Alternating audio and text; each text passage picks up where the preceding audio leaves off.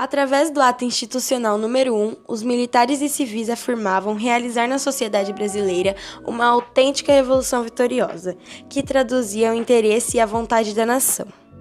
Esse grupo de militares buscava dessa forma contrapor-se às forças da esquerda revolucionária, e um dos seus objetivos era evitar a aproximação do Brasil à URSS, no contexto da Guerra Fria.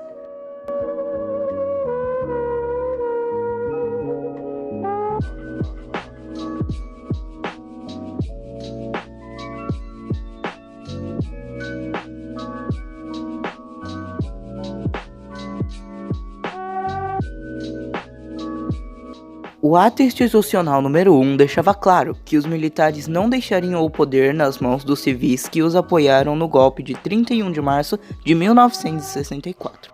Contrariamente ao que houve em 1930 e 1945, os militares dirigiram diretamente o Estado brasileiro, apesar de haver um amplo apoio dos setores conservadores da sociedade, sejam os políticos da UDN ou os capitalistas dos grandes bancos e das federações de indústrias do Brasil. Entre seus primeiros poderes, o ato institucional número 1 determinava que o governo militar poderia cassar mandatos legislativos, suspender os direitos políticos por 10 anos ou afastar do serviço público todo aquele que pudesse ameaçar a segurança nacional. O Ato Institucional 2 foi criado no dia 27 de outubro de 1965, como resposta aos resultados das eleições que ocorreram no início daquele mês. Essa lei teve vigência até o dia 15 de março de 1967, quando Costa e Silva tomou posse e a nova Constituição de 67, proposta pelo Executivo e que teve aprovação pelo Congresso, entrou em vigor. A eleição estava prevista para o dia 3 de outubro e não foi realizada devido à manobra dos militares do golpe de 31 de março de 1964, que visavam a continuação do exército no poder, prorrogando o governo de Castelo Branco. Até aquele momento, haviam se apresentado oficialmente 4 candidatos, sendo ele Carlos Lacerda, do UDN, Jânio Quadro, PTN, Juscelino Kubitschek, PSD e Leonel Brizola, PTB.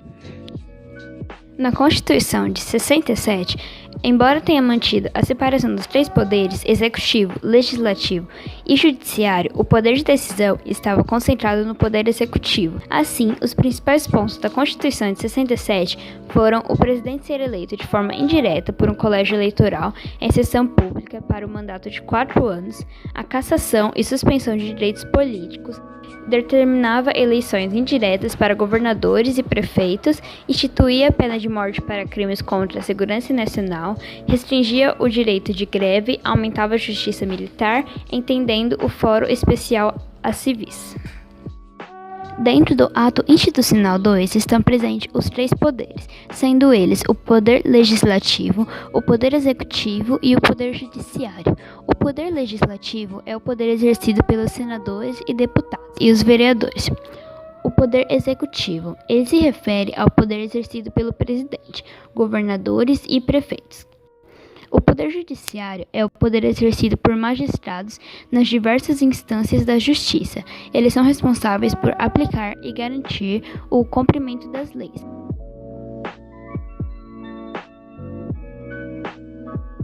Você sabe qual foi o ato institucional de número 5? Se não, daremos uma breve explicação sobre o que este ato empregava no país.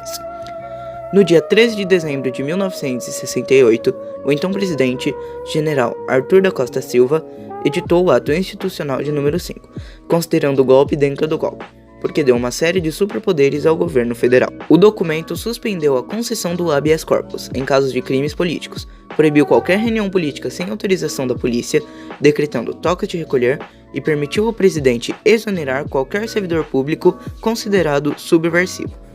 Além disso, o governo se deu o poder de suspender os direitos políticos de qualquer cidadão. A liberdade de locomoção, ir, vir e ficar é protegida pelo Instituto do Habeas Corpus, que é comumente denominado remédio heróico. A ditadura militar brasileira suspendeu o habeas corpus para crimes políticos e contra a segurança nacional, a ordem econômica e social e a economia popular. A partir da decretação do Ato Institucional número 5, em 1968, o tempo máximo para as pessoas ficarem na rua era até às 23 horas, com exceções aos domingos, feriados e recessos, cujo prazo era 1 da madrugada, e todas as pessoas, independentemente da idade, deveriam ficar em casa.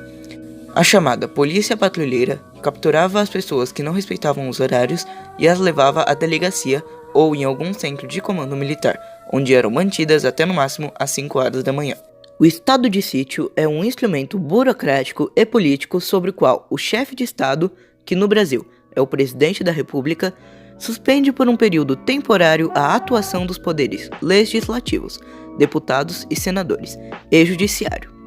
Trata-se de um recurso emergencial que não pode ser reutilizado para fins pessoais ou de disputa pelo poder, mas apenas para agilizar as ações governamentais em períodos de grande urgência e necessidade de eficiência do Estado. No Brasil e na maioria dos países, o estado de sítio possui uma duração muito limitada, aqui de 30 dias, e só pode ser estendido em casos de guerra, tendo duração enquanto esta perdurar ou manter-se plenamente ativa.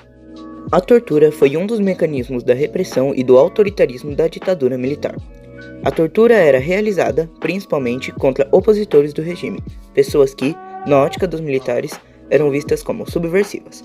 A tortura realizada por agentes de governo não se deu apenas contra pessoas envolvidas na luta contra a ditadura, mas também contra pessoas sem ligação direta. A censura foi uma das armas de que o regime militar se valeu para calar seus opositores e impedir que qualquer tipo de mensagem contrária a seus interesses fosse amplamente divulgada. Problemas sociais e econômicos também tinham restrita sua divulgação, de modo a evitar supostos estragos à imagem do país.